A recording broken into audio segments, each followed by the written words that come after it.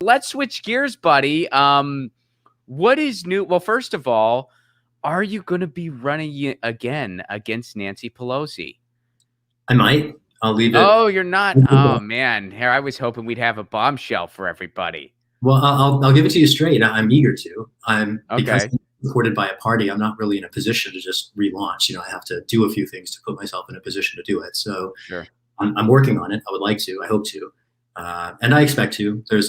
We're getting a lot of support from around the country and across San Francisco.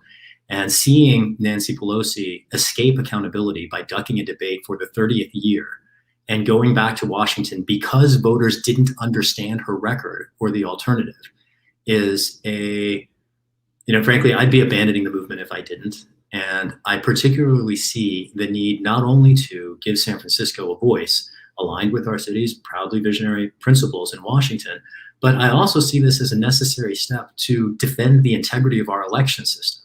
There are a lot of people, and mostly Democrats at the moment, talking about voting rights and the right-wing attack on voting rights, not just in Washington at the hands of Republicans in Congress, but around the country at the hands of Republicans in state legislatures.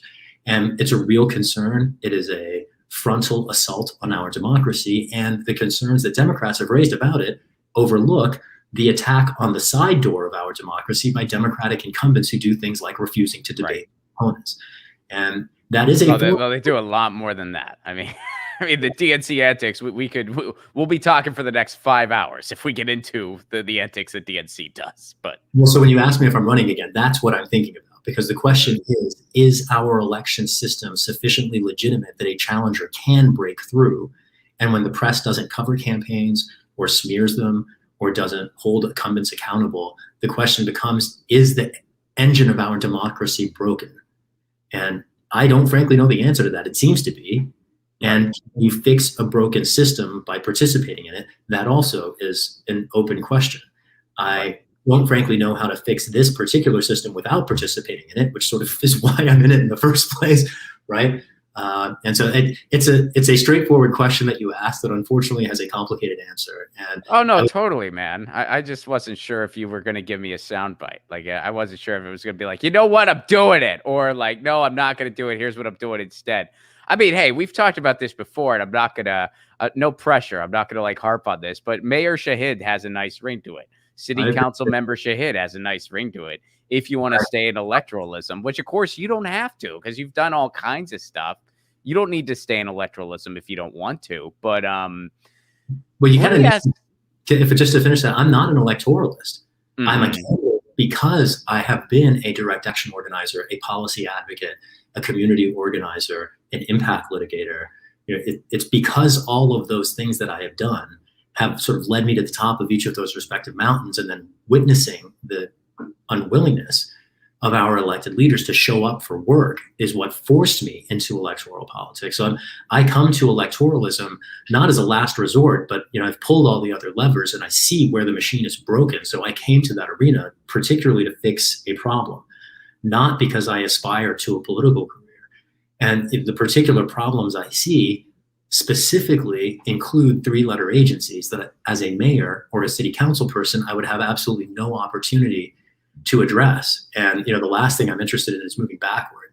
And if getting elected to a city council or a school board, if it takes me off the board as an agent of accountability for CIA torture and human rights abuses, I frankly don't think I'm doing anyone any favors. I would sooner go back to the nonprofit arena and continue my work holding the intelligence and security agencies accountable before sort of abandoning that project altogether in order to become a wholesale electoralist. Does that make sense? No, that does make perfect sense. And I totally see where you're coming from there. The other side of it is, as you pointed out, the electoralism element is completely broken, which I agree with you 110%. So to really fix that, you do need to, I think, completely change the system.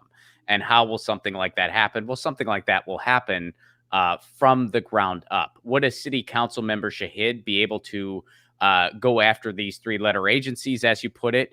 Not as directly, no, but there's all kinds of microaggressions that go on right in San Francisco that a council member Shahid would be able to do a lot about.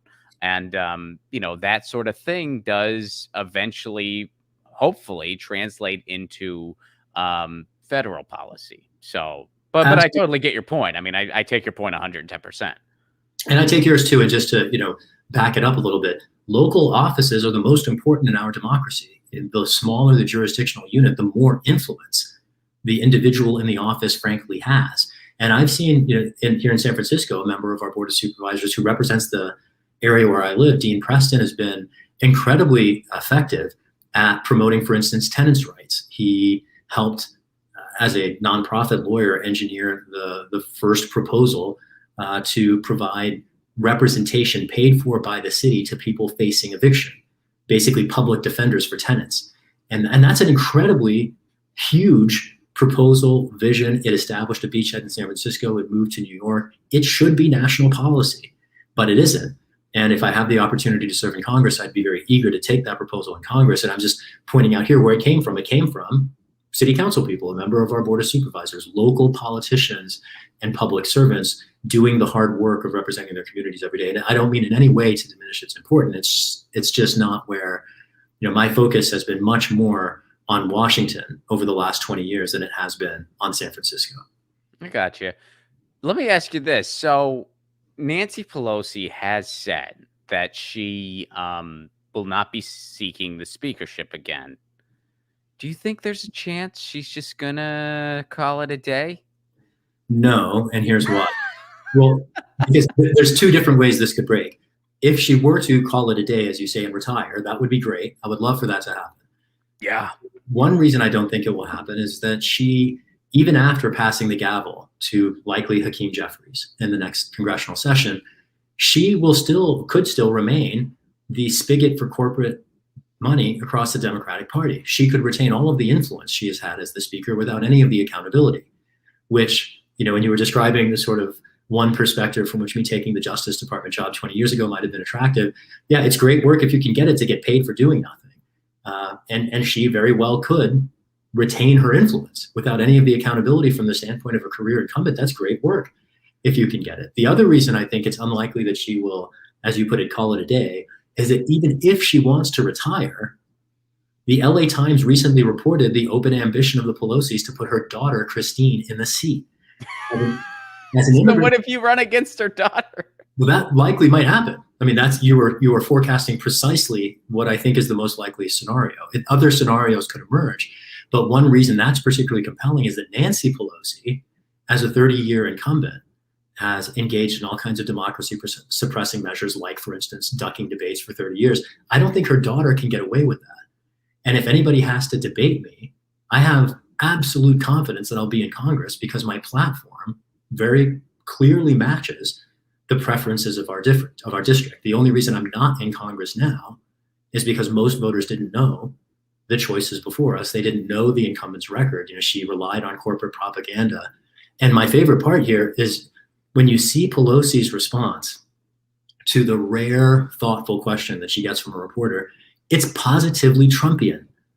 Do you remember, I think it was Wolf Blitzer who asked her. Oh, yeah, her meltdown. Wolf Blitzer.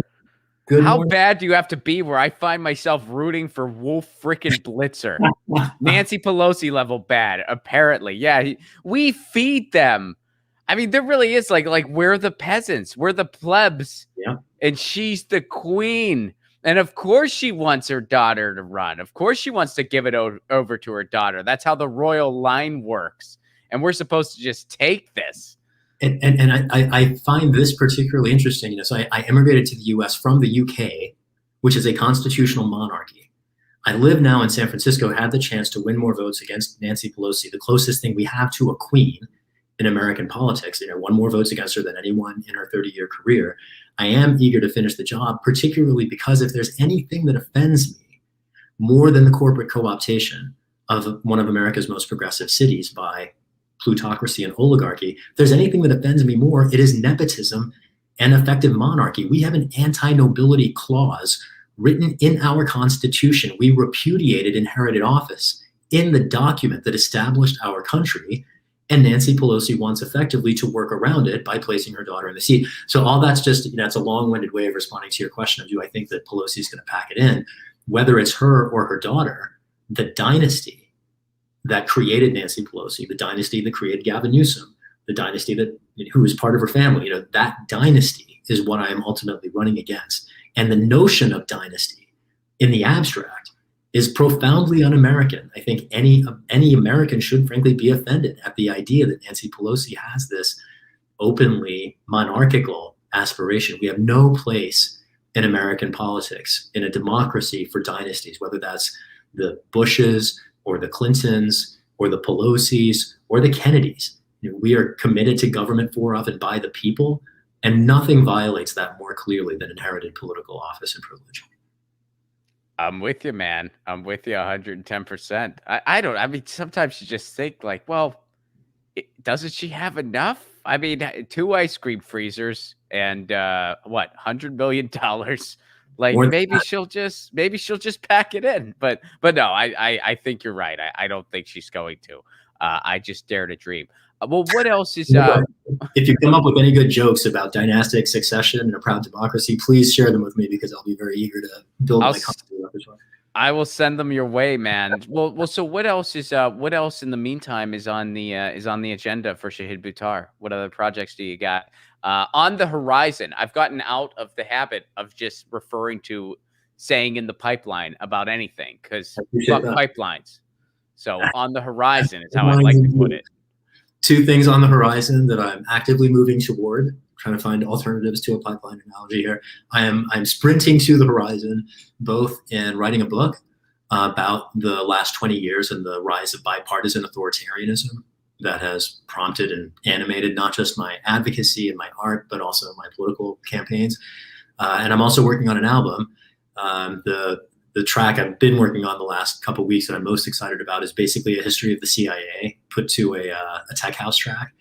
And yeah, I'm looking super forward to getting each of those out. I started as an artist many years ago, well before I went to law school, basically as a documentary poet. That's kind of how I think of my spoken word.